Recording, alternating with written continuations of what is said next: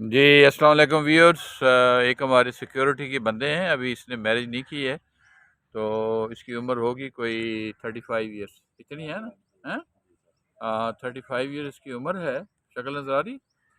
तो मैं ज़रा जिससे ये पूछना चाह रहा था, बाकी अमीर लोग तो बहुत हैं, गुलबर्ग में बहुत अमीर लोग हैं, फिर यहाँ पे कुछ ऐसे भी हैं जो मजबूर हैं और लाचार हैं, अभी इनकी शादी भी नहीं हुई, सेहत भी देखें कोई इतनी अच्छी नहीं है। तो ये हमारा दोस्त है, बच्चों की तरह है, बेटा है हमारा। तो मैंने ये पूछना चाह रहा था कि शबीर अपने बारे में कुछ बताए कि कितने पैसे कमाता है, घर में माँ-बाप है, उनको कितने भेजता है, यहाँ पे कितना खर्च हो जाता है।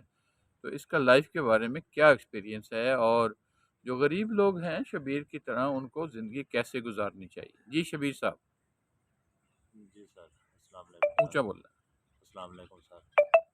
सर मैं ऊँचा, 32,000 सैलरी है मेरी। ऊँचा बोल, ऊँचा।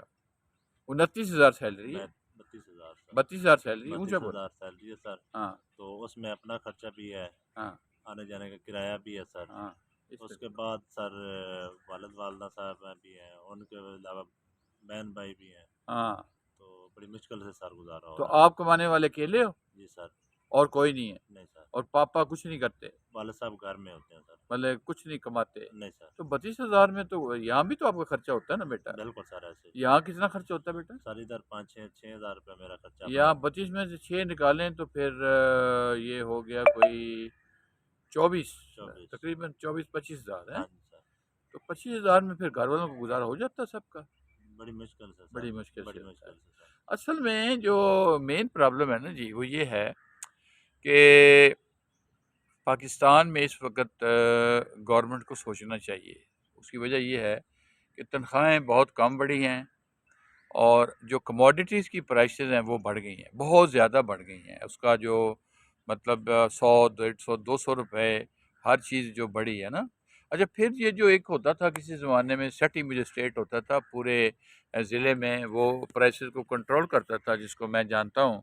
जब मैं डीएफओ डेरा गाजी खां था तो वो मेरे एक दोस्त थे, वो सिटी मजिस्ट्रेट थे, तो उन्होंने बड़ा सख्ती से चीज़ों को कंट्रोल किया हुआ था। वो सिस्टम भी अब बंद हो गया है, इनफेक्टिव हो गई है गवर्नमेंट जो है ना। और वो सिटी मजिस्ट्रेट का रोल जो है डेट हैज़ टू बी रीथॉट, उसको दोबारा से सोचना चाहिए गवर्नमेंट को, कमिश्नर साहब को, डीसी को, और चीफ मिनिस्टर को, और प्राइम मिनिस्टर को। हमें ये गरीबों के लिए, इनकी ज़िंदगी को आसाइश करने के लिए, व्यूअर्स इनके लिए हमें करना चाहिए, ठीक है। और जब आप इन गरीबों की मदद करेंगे तो मैं ये गारंटी करता हूँ कि अल्लाह पाक जो है वो आपको आपकी हमेशा आपको अपनी प्रोटेक्शन में ले आएगा, और अल्लाह पाक आपकी मदद करेगा। लेकिन ये जो बेहोशी सिलसिला है, जो टॉप मैनेजमेंट है, वो तो बेहोश पड़े हैं ना जी, उनके पास टाइम नहीं है ना। और गरीब, बेसिकली गरीबों के लिए टाइम नहीं है ना जी। अगर वो गरीबों के लिए सोचेंगे फिर चीज़ें सस्ती होगी। मैं पिछले दिनों गया बरकत मार्केट, वहाँ रेट डिफरेंट था, हमारे यहाँ गुलबर्ग 3 में डिफरेंट था, बाहर सड़कों पे जो लोग खड़े हैं वो डिफरेंट था, वो लिंक रोड गया तो वो डिफरेंट था, इंटीरियर शहर में गया तो वहाँ डिफरेंट था। मैं आपको बताऊँ, 50-50 रुपए का डिफरेंस था प्राइसेस में ना। तो इसको ठीक किसने करना है? ये जो मोस्टली जब फ्रूट बेचते हैं, सब्जियां बेचते हैं, और उधर वो कोई लगाते नहीं है, लिख के नहीं लगाते कि इसकी प्राइस क्या है, इसको किसने देखना है।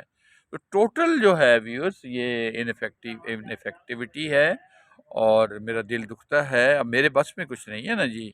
हाँ, मैं गवर्नमेंट जॉब में होता तो डेफिनेटली मैं बहुत कुछ करता। अभी भी मेरा दिल करता है मैं बहुत कुछ करूँ।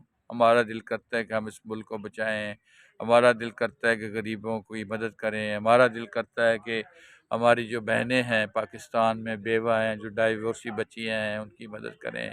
जो बूढ़ी औरतें हैं, बूढ़े जो बुज़ुर्ग हैं, उनका ख़्याल रखें, उनकी मदद करें। अब इतने थोड़े पैसों में किस तरह से गुज़ारा हो सकता है? एक फ़ैमिली कैसे चल सकती है? पिछली गवर्नमेंट ने तो ये किया था कि वो 10 लाख तक उन्होंने कहा था कि इलाज जो है वो डेज़िग्नेटेड हॉस्पिटल में फ्री हो सकता है, ठीक है ना जी? अब तो वो भी सुना है कि वो 70% गवर्नमेंट देती है, और 30% ये गरीब कहाँ से लाएगा? ज़रा ये तो बताएं ना। अब इसकी माँ बीमार होना है, अबू ने बीमार होना है, इसने बीमार होना है, मैंने खुद बीमार होना है, तो जो इसके लिए हमारे इलाज की सहूलत ख़त्म हो गई है। तो ये एक वेलफेयर स्टेट होनी चाहिए, इसके ऊपर काम करना चाहिए, और गवर्नमेंट का फोकस ये होना चाहिए कि हम गरीब लोगों को किस तरह से मदद कर सकते हैं, ठीक है ना जी? तो ये बहुत ज़रूरी है। फिर मैंने देखा है कि जो मतलब अब्दुल कादिर साहब हैं, उनकी सिक्योरिटी कंपनी है, मेजर अब्दुल कादिर की, मेरा दोस्त है, आज नहीं आए। उनका तो बहुत बुरा हाल है, उनके सिक्योरिटी गार्डों को 18,000 रुपये मिलता है, ठीक है? और अब आप देखें कि 18,000 रुपये में 2-4 हज़ार वो रखेगा ना जी, 14,000 घर भेजेगा।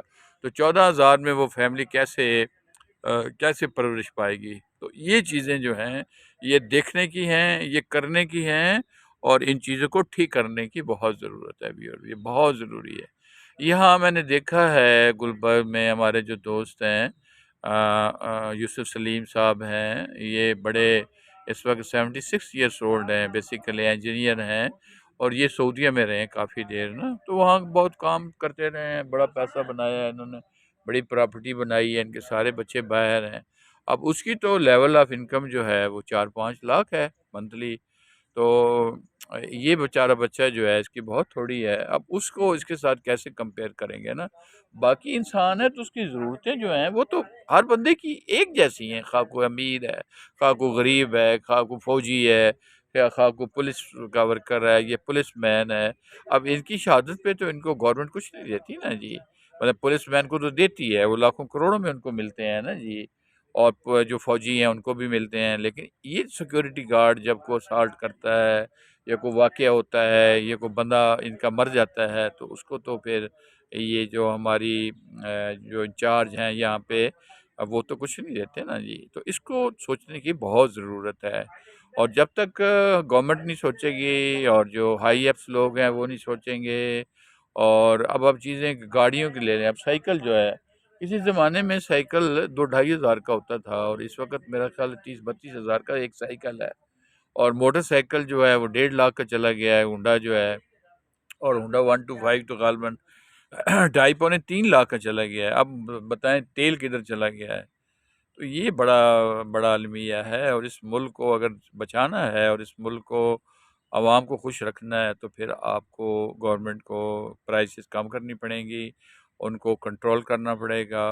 गरीबों से दुआएं लें, खुदा के वास्ते गरीबों की मदद करें, इनसे दुआएं लें, क्योंकि अगर गरीब नाखुश हैं तो फिर गवर्नमेंट के ऑफिसर्स कैसे खुश रह सकते हैं?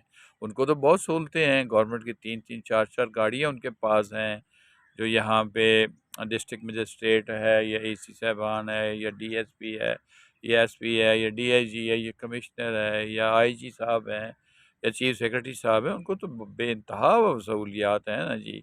लेकिन जो गरीब आदमी है, जो कि एक लेबरर है, जिसकी रोज़ी बहुत कम है, तो उनको वो ज़िंदगी कैसे गुजारे, उसके बारे में सोचने की बहुत ज़रूरत है। आप इनकी मदद करें, और इनकी दुआएं लें, और अपना बजटिंग ठीक करें, और जो पैसे उधार लेते हैं आईएमएफ से, उनको सही तरीके से खर्च करें, उनको ज़ाया ना करें, उनको अल्लाह ताला पे मत उड़ाएं।